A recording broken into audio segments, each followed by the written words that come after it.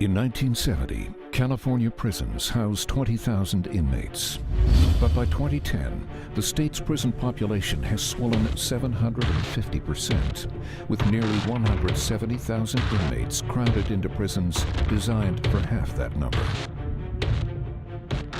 Funding for rehabilitation is cut by millions. Inmates are released unprepared, commit new crimes, and return to prison, a revolving door costing billions. The state's 66% recidivism rate becomes one of the highest in the nation, pushing the system to its breaking point.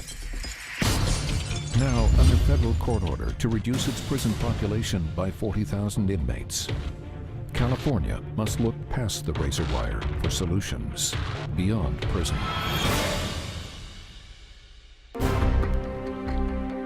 Eventually, they're going to be released. What we were doing was not working. Don't get me wrong. If people are violent, dangerous, or they won't stop stealing, they need to go to prison. But the majority can and should be placed on probation. We just have to try to make the probation system work better. Hawaii Circuit Judge Stephen Alm is the driving force behind HOPE, a revolutionary probation program that's producing remarkable results, dramatically cutting costs, recidivism, and victimization. The prison system is made up mostly of people that have failed at probation. It's not judges that original sentencing sending people to prison. Judges, most people get put on probation, and rightly so. But it's failing at probation and then going to prison. And then at the other side of it, being released from prison early, going on parole, failing at parole, and going back into prison. So we have a very overcrowded prison system, and the only way you're going to bring that down is reforming the probation and parole systems. I thought to myself, what would work? You know, what would work to change people's behavior? And I thought, well, how was I raised? How did I raise my son? You tell him what, you know, the family rules are, and then if he misbehaves, you give him a consequence immediately. And then it doesn't have to be that severe, but it has to be swift and it has to be certain. So I thought to myself, could we bring that same kind of an attitude and approach to the criminal justice system? 120 days, early release anytime is approved by the PO. A former criminal prosecutor and U.S. attorney, Judge Alm started HOPE in 2004 with 34 high-risk offenders who were failing at regular probation. We just said, give us the people that are failing at probation, that are having the most problems. It wasn't a situation where we cherry-picked people that we thought would be successful in this program. We started off with the highest risk probationers. And then we're deciding, okay, let's get the toughest of that group and put them into HOPE. Because the research is clear. You should put your resources at those that are most troubled, that are having the most problems, because then you get the best bang for your buck. Because of its success, HOPE now includes almost 2,000 probationers, nearly a quarter of those on Oahu, all overseen by a single judge. A lot of us are very skeptical that, given Judge Alm's background, that he would be even remotely sensitive to the needs of prospective defendants and inmates. And ironically, Judge Alm's program, the HOPE probation program, has reflected a sensitivity to the community. Regular probation is delayed, it's uncertain, and then when something finally happens, it's often unnecessarily harsh. HOPE probation is swift, certain, and proportionate. If the person shows up at the probation office, tests positive for drugs, I want that person arrested on the spot. Go to jail. We have a hearing 2 days later with the prosecutor and defense counsel. I was convinced that would be a teachable moment. If you're going to bring the guy in or the woman in for every positive drug test and send him or her to jail, that's trying to change their behavior by punishment. And the traditional thought process was you can't change behavior that way. What we found was this approach to probation was indeed working. People in HOPE were getting arrested 55% less often than their counterparts in regular probation. Because they're getting arrested for new crimes 55% less often, that means people are getting victimized 55% less often. It's an enormous benefit. It's an enormous benefit financially, a benefit to the safety of the community. People are not getting their houses burglarized. They're not being assaulted. They're not getting their cars stolen. 55% less often in Hope than on regular probation. I mean, I can't imagine people not supporting it in terms of safety, economics, and just common sense. While supervision by Hope probation officers is more frequent, only those offenders who violate the terms of their probation come before the judge, allowing the court to focus resources on the highest risk offenders. The difference with Hope from regular probation is if you violate a condition of probation, we're going to try to get you arrested as soon as possible, and you can plan on doing some jail time for any violation of probation. So if you follow all these rules, I'm never going to see you again. And something like a third of the people I have this conversation with don't come back to court. Another 20% come back once. He tells them when they come in for their Hope warning hearing that as long as they're being honest, which honesty is something prized by Hope probation, that they will be minimizing the length of their sanction. What I'm watching is how you handle it if you make a mistake. And you folks are all adults. My guess is unless somebody puts a gun to your head, nobody can make you do anything you don't want to do, right? You're going to make choices on that. But if you make a mistake, if you handle it quickly and responsibly, you will get a sanction in jail, but it'll be very short. With Hope, drug testing is random, and sanctions are immediate. Each Hope probationer is assigned a color and is required to call a hotline every morning to see if that color has been selected. If so, the probationer must appear that day for a drug test. Because a lot of people have drug and alcohol issues, everybody gets put on the hotline to begin with. They're going to give you a color for privacy purposes. The colors, the hotline is on a recording every morning at 4 o'clock, so you have to wait till after 4 to call. It's 441-8989. You will memorize this. And I have to call this number 441-8989 every day. And it's strict. If you don't call that hotline and you miss your color, you're going to jail. No ands, ifs, or buts. There's no excuses. They're going to send you to jail. And if you run, they'll catch you. Without monitoring, people just run wild. I mean, they got in trouble in the first place because they're impulse-ridden. They got in trouble in the first place because there was no guidance. There was no one there to step up to the plate and say, wait a minute, this is wrong.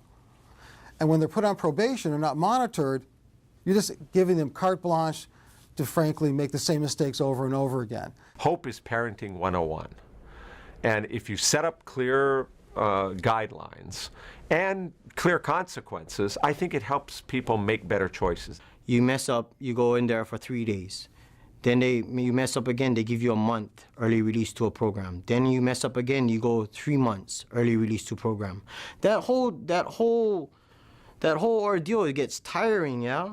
Not only that, you start to wake up and be like, I don't want to go through this no more. What Hope does is, it's the simple concept that from now on, after warning the offenders, this is the way the rules are going to be done. Actually, the rules are going to be the same. We're just going to enforce them for the first time, each and every time. So from now on, if you test positive for drugs, you go to jail. If you miss an appointment, you're going to go to jail. If you run away, you're going to get arrested. You're going to do even more time in jail.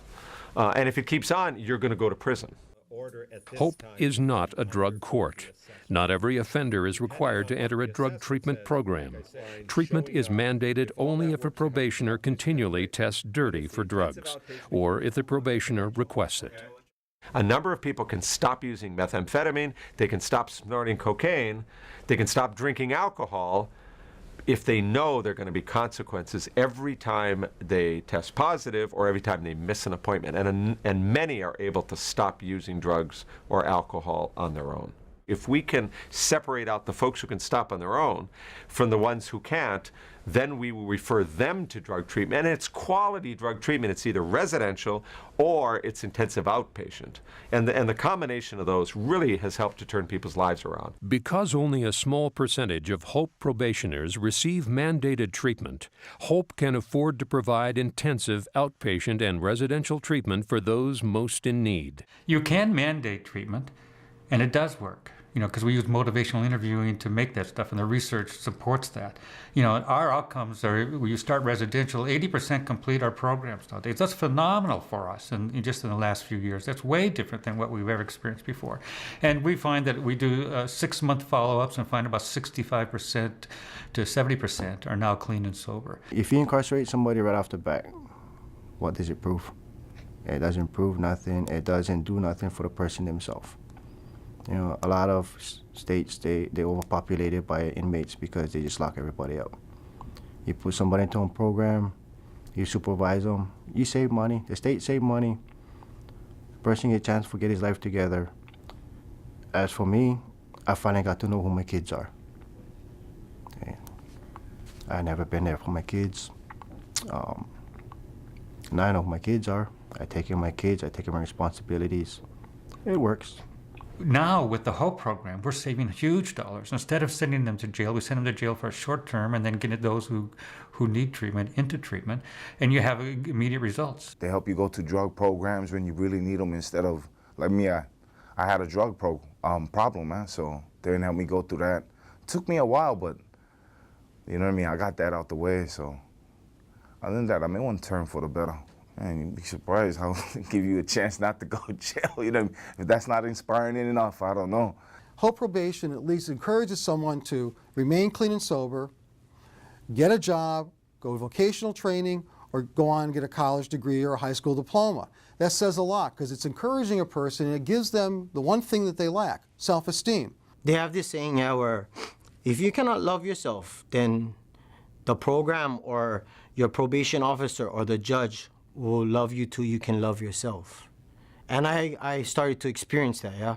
I really felt that. They have faith in you. They not only make it harder for you to use because of the hotline, but Hope Probation also gives you a chance to want to get a life. It's the best program in the world.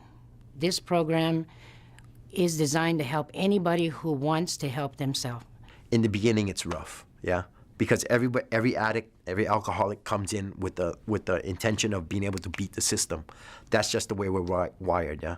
And as soon as you get over that, they find out that this program is here to save your life. And it does. It saves your life. I see the person that I'm supposed to have been all this time, yeah? I see a whole new man, yeah? Each prison inmate in Hawaii costs taxpayers about $50,000 annually. By sharply reducing the number of probationers returned to prison, Hope is not only changing lives and protecting public safety, it's saving tax money. Each person in HOPE is currently saving the taxpayers of the state of Hawaii between $4,000 and $6,000 per person. HOPE is the best thing I have worked on. It reduces victimization, it reduces crime, it helps the offenders and their families by keeping the offender out of prison, and it saves taxpayers millions of dollars. It helps me, it helped me change, me become more honest, yeah, keep me in check. It saved my life because I would still be running hard out there, I would. But I'm pretty successful now. I've worked hard for the last 2 years to get where I am, and I'm pretty proud of me. So I'm just going to keep doing what I'm doing. And I put 110% behind the whole program. I think it's a great program. So if we can help offenders to avoid committing new crimes, avoid victimizing people, and staying out of prison, and saving taxpayers millions of dollars, what could be better than that?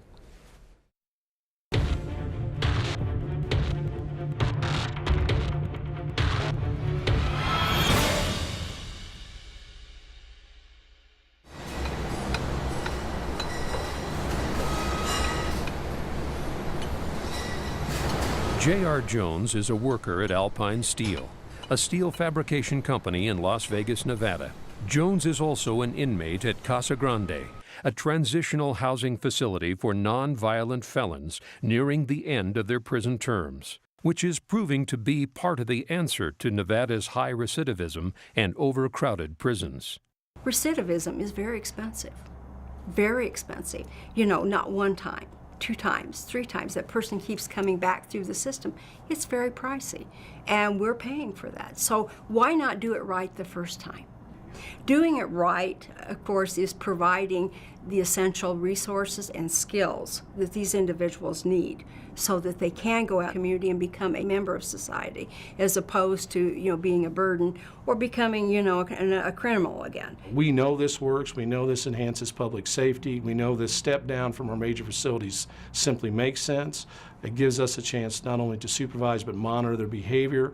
We're also helping them obtain employment. We're also helping them with any type of substance abuse programming. When they come to Casa Grande, they are given the opportunity to go out and look for a job, to go to school.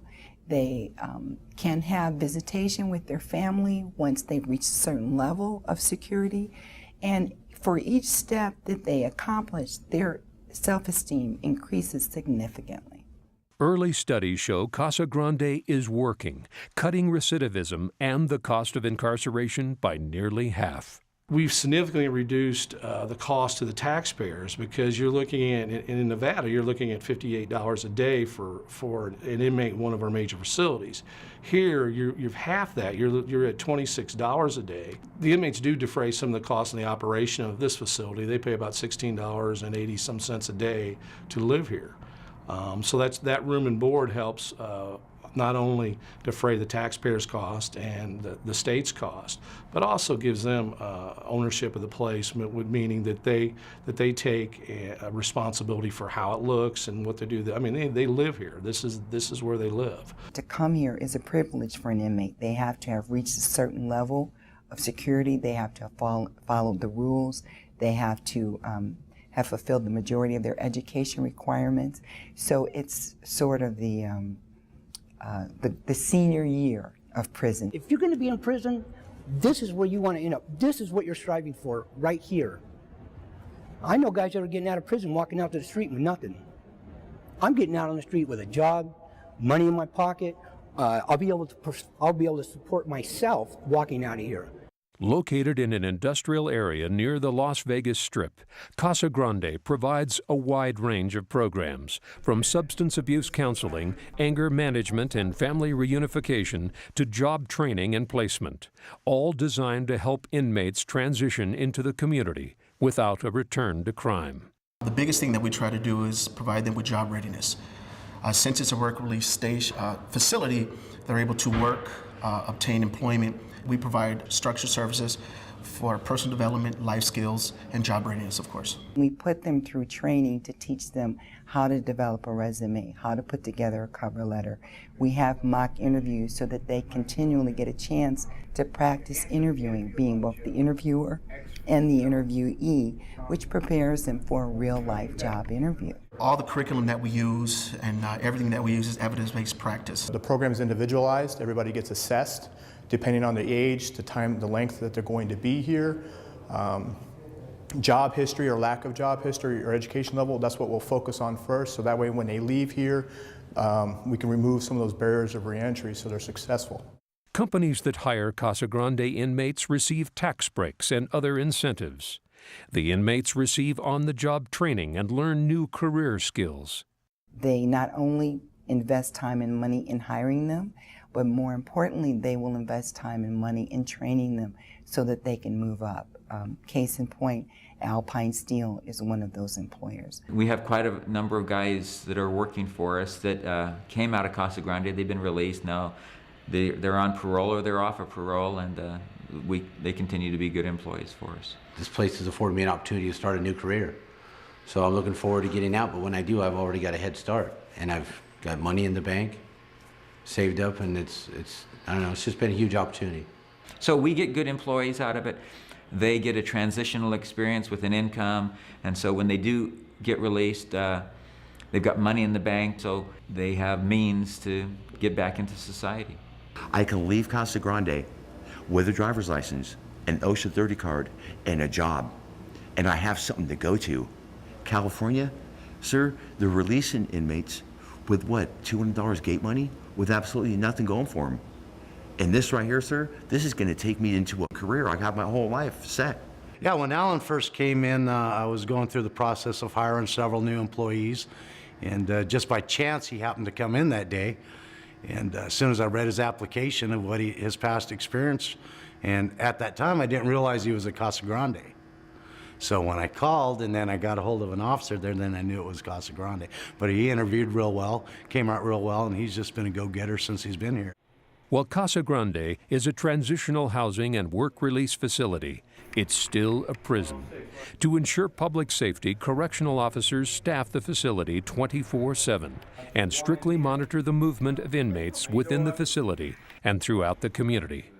Every movement is structured. They just can't come to say, hey, I'm going to go to Walmart to find employment. We videotape every person leaving, and they read from a script that says, I am so-and-so leaving on this date and time to go here. I will return on this date and time. They got to give us the bus route. They got to let us know the times are going to be there, the times are going to come back. At any time, we can go into the RTC, which is our transportation center, and pull up that pass, and we can see what time they got on the bus, which bus they took, and then so we can actually compare that to the route, because everybody has a route they're supposed to take. And if you did not go per that route, that's a deviation, you can't be here. And one thing that we put in place is that our job developers and our custody staff do on-site visits. So if they state they're going to Walmart and they're going to be at Walmart at 2:30, at any time, our custody staff and non-custody staff could go and do a site visit. We have a very strict disciplinary process, and if you deviate, escape, use drugs, alcohol, or anything like that, you can't be in this community setting. Now, let me tell you, they're strict on the rules.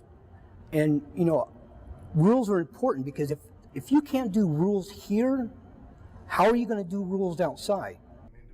Like the HOPE program in Hawaii, Casa Grande stresses accountability and encourages inmates to take personal responsibility for their lives and actions. I'm a 5-time loser. I've been to prison this is my 5th time. Numerous violations in California. I got out and I chose to do I made the wrong choices. Because the only thing that I knew prior to coming into prisons and institutions was crime.